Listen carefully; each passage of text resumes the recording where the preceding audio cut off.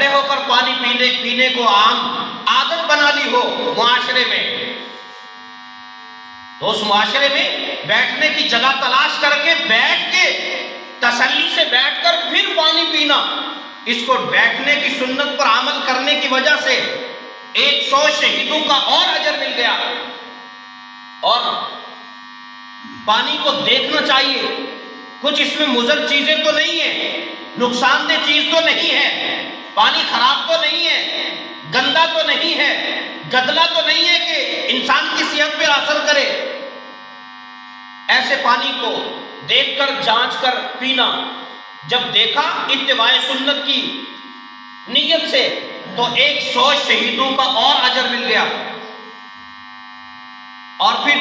بسم اللہ الرحمن الرحیم پڑھا سنت سمجھ کر، تو اس کو 100 شہیدوں کا اور اجر مل گیا۔ اور 3 سانسوں میں پیا اور اجر ملا 100 شہیدوں کا۔ اور آخر میں الحمدللہ کہنے پر اللہ رب العزت کی طرف سے اس کے نامہ اعمال میں 100 شہیدوں کا اور اجر بھی شامل ہو گیا۔ تو سنت کی اتباع میں یہ کیا مقام ملتا ہے انسان کو، آدمی حیران ہو جاتا ہے۔ ایک مرتبہ ہمارے حضرت جی دعوت برکات العالیہ فرمانے لگے، اگر آپ کی زندگی میں کوئی ایسا لمحہ آ جائے